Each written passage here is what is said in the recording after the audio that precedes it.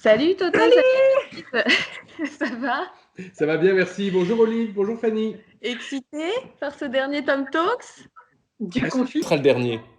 Du Du confinement. confinement. Dernier Tom Talks du confinement, mais on continue par la suite. Et oui, Euh, suite à ce plébiscite. Non mais Vos en tout cas, textos, mails, n'arrêtez pas, continuez, on vous attend. voilà, Donc, ça fait chaud au cœur, donc on va c'est continuer clair. pour vous. Merci de votre soutien, c'est super cool. Et du coup, on continue. On ne sait pas encore pour combien de temps, mais en tout cas, rassurez-vous, c'est pas le dernier des derniers. Alors aujourd'hui, on va parler d'une autre technique pour mieux comprendre et mieux regarder un tableau, qui est l'opportunité de comparer une œuvre majeure avec une autre œuvre de son époque, d'un artiste contemporain mais plus accepté dans son époque, pour qu'on puisse, en juxtaposant les deux tableaux, comprendre la modernité de sa composition et sa contribution à repousser les limites des critères acceptés de son époque.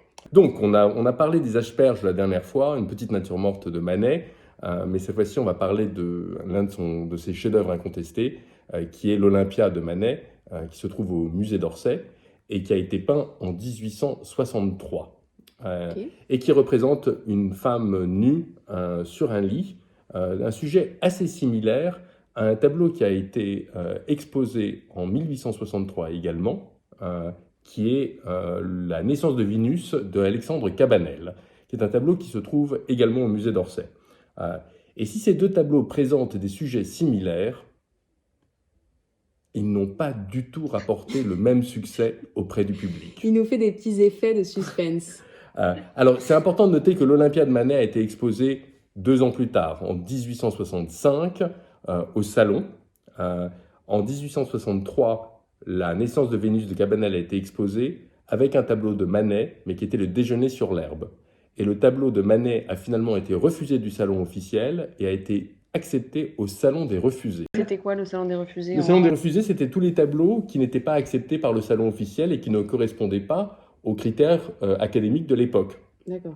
Et le Salon des Refusés avait beaucoup de succès parce que tout le monde adorait aller là-bas pour se moquer des tableaux. Salon d'ailleurs qui a fait l'objet de nombreuses caricatures dans les journaux de l'époque, notamment le Charivari, tandis qu'évidemment le salon officiel semblait beaucoup plus plomb-plomb. Et justement en 65, c'est pour ça que Manet a réussi à ce que son tableau soit accepté au salon, parce que justement il y avait cette crainte que les rôles soient inversés et que le salon des refusés prenne le dessus. Alors on va commencer évidemment avec la naissance de Vénus de Cabanel, de 1863, qui a remporté le premier prix du salon, et qui a tout simplement été acheté par Napoléon III, considérant le tableau comme une merveille absolue, qui représentait donc, comme vous le voyez, cette femme allongée sur une vague, et qui se cache les yeux très importants avec son bras, tandis que tous les petits angelots au-dessus d'elle observent tout son corps sans vergogne et sans pudeur, comme le spectateur. Mais comme il ne s'agit pas d'une femme, mais d'une figure allégorique et d'une représentation allégorique, tout le monde se sentait tout à fait à l'aise en tant que sujet, et surtout le corps, comme on voit, ressemblait presque à de la porcelaine, ou comme si la peau était poudrée pour masquer la réalité de la chair, et évidemment, aucun poil ne pouvait être peint sur un nu féminin à l'époque. Manet nous présente 2 ans plus tard une réalité bien différente. Certes, Manet se base sur un tableau très connu de Titien, la Vénus du Urbino, et Manet tenait absolument à non seulement recevoir les éloges du salon, mais pensait bien faire en se basant sur un thème classique, mais revisité dans la vie moderne. Le problème, c'est qu'il a peint quelqu'un d'un peu trop moderne. Et il a peint non pas un nu, mais une femme dénudée, qui présente évidemment toute une autre proposition que notre chère Vénus de Cabanel. Effectivement, la première chose qui est choquante, c'est qu'elle nous regarde droit dans les yeux. Elle n'est absolument pas pudique, elle assume sa nudité complètement, et elle fait face au spectateur qui est lui, qui est-il? C'est un client. Car l'Olympia, il s'agit d'une courtisane qu'on reconnaissait à l'époque, qui était Victorine Meurant, Et non seulement c'est une courtisane, mais ce n'est pas une courtisane qui attend dans le foyer d'une maison close. Non, c'est une courtisane qui est dénudée sur son lit et qui regarde le client. Son regard est hyper audacieux pour eux. Son regard est très audacieux et le moment choisi par Manet est d'autant plus étrange car c'est le moment précis où elle va accepter ou pas une transaction contre des services sexuels. On voit que le client n'est clairement pas un familier, sinon le petit chat à ses pieds continuerait à dormir au lieu d'être hérissé et fâché contre cet intrus. Et l'Olympia, elle, de façon tout à fait banale, regarde et contemple son client et pense à la décision qu'elle va prendre. C'est assez intéressant aussi parce que le tableau présente un double visage. Si on regarde bien, elle est devant un paravent qui est de couleur rousse, comme ses cheveux, et donc on ne voit pas vraiment ses cheveux complets. On a l'impression au premier regard qu'elle a des cheveux très courts, qui lui donnent un air très sévère, représentant et symbolisant cette transaction financière qui doit avoir lieu. Mais si on regarde de plus près, on voit qu'elle a une cascade de cheveux roux qui tombe sur son épaule et qui la rend bien plus féminine. Un effet évidemment voulu par Manet. Il faut bien contextualiser ce que c'était qu'une courtisane en France au XIXe siècle. Il faut bien comprendre que Paris était la capitale du vice et la capitale des plaisirs, que de centaines de milliers de femmes et d'hommes ont rejoint Paris tout au courant du XIXe siècle pour trouver du travail et pour quitter l'agriculture et la France rurale pour rejoindre plein de petits métiers à Paris. Mais tous ces petits métiers à Paris qui étaient blanchisseuses, vendeuses, repasseuses, ne suffisaient pas financièrement pour vivre à Paris. Et l'alternative, c'était d'être courtisane. Au-delà du fait qu'elle soit nue, elle nous reçoit, c'est elle qui nous reçoit.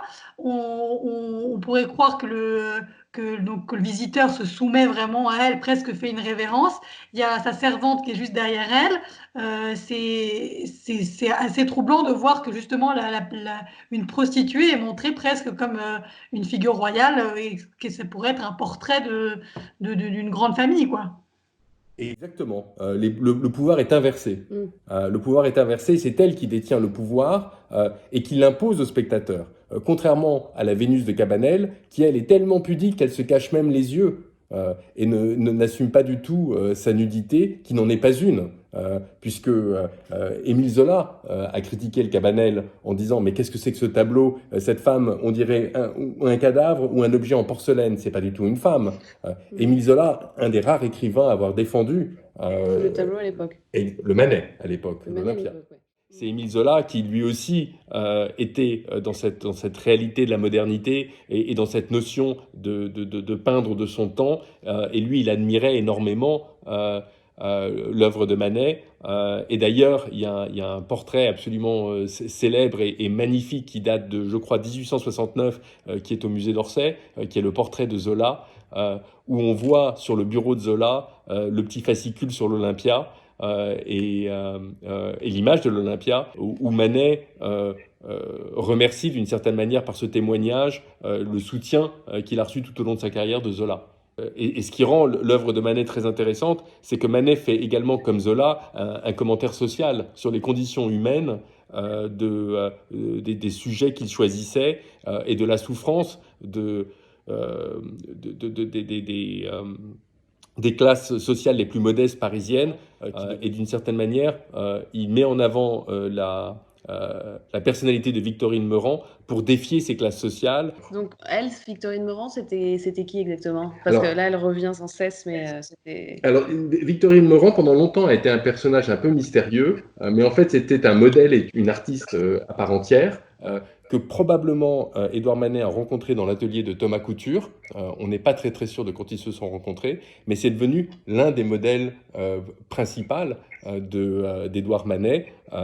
Et à chaque fois, Manet lui faisait interpréter des rôles très stéréotypés de son époque, courtisane, saltimbanque, musicienne ou gouvernante.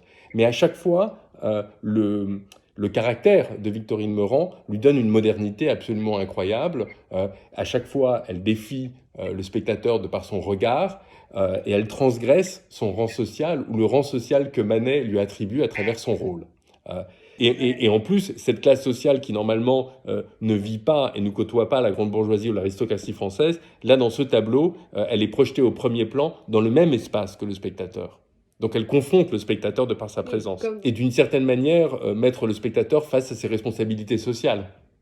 De façon inédite. D'accord, mais donc à la fin de tout ça, de tout ce combat quand même qu'a mené Manet contre les canons Acceptés de l'époque. acceptés, et en même temps contre lui-même, parce qu'il avait cette tentation de toujours vouloir être dans le moule. Exactement.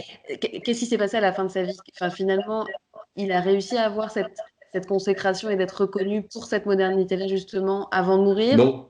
Non. Non, Toujours rejeté par ses pairs.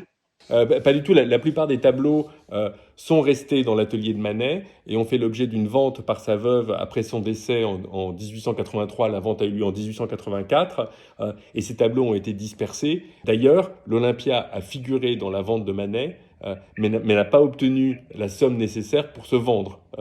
Et la veuve de Manet a gardé le tableau en disant « je ne le vendrai pas tant qu'il n'est pas reconnu à sa juste valeur ». Et c'est seulement bien plus tard, par exemple, que l'Olympia, grâce à Monet, a pu rejoindre le musée du Luxembourg à l'époque et les collections de l'État. Mais je crois que c'est aux alentours de 1907 que Monet a réussi à convaincre par subscription que le tableau soit accepté en tant que tel. C'est vraiment grâce à Monet et grâce à d'autres artistes qui ont toujours reconnu, et notamment tous les artistes impressionnistes, qui ont reconnu Manet comme le père spirituel des impressionnistes, qu'ils ont poussé le gouvernement de l'époque de reconnaître ce talent. Merci beaucoup Thomas, c'est vrai que c'était très intéressant de mettre en comparaison ces deux œuvres de Manet avec des contemporains de son époque. C'est là où on voit vraiment toute la modernité de ce peintre. J'ai une question pour vous.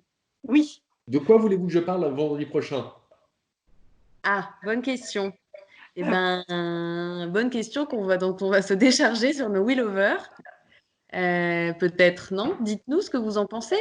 Si vous avez un sujet ou si vous avez envie d'anecdotes de Thomas chez Christie's, des découvertes de tableaux, des spoliations, des Yves Saint-Laurent, des focus sur des tableaux, des artistes en particulier. Les faussaires, peut-être aussi, ça peut être un sujet. Voilà. Donnez-nous des idées. On sera ravis d'en parler tous les trois. Pour fêter ce déconfinement. Exactement. Merci beaucoup et à la semaine prochaine. Merci beaucoup. Thomas. Ciao.